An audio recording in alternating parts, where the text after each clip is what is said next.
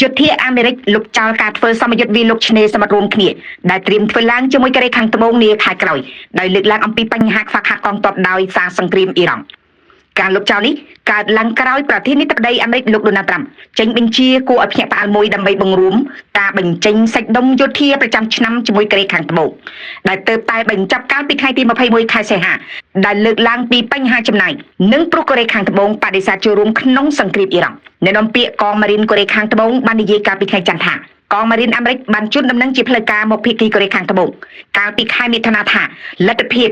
ដាក់ពង្រាយកងកម្លាំងនឹងមានកំណត់សម្រាប់ការធ្វើសមយុទ្ធកម្រិតកងពលធំសាន់យុកអ្នកនាំពាក្យរូបនេះបន្ថែមថាសម្ព័ន្ធមិត្តទាំងពីរនៅតែបន្តពិភាក្សាគ្នាយ៉ាងជិតស្និទ្ធអំពីការចាប់ផ្ដើមធ្វើសមយុទ្ធឡើងវិញប៉ុន្តែមិនបានបញ្ជាក់លម្អិតនោះទេខណៈភាគីកងកម្លាំងអាមេរិកប្រចាំកូរ៉េខាងត្បូងក៏មិនបានឆ្លើយតបផងដែរទោះបីមានការកាត់បន្ថយសមយុទ្ធក៏ដោយកូរ៉េខាងជើងនៅតែក្តៅស្លឹកទៅជា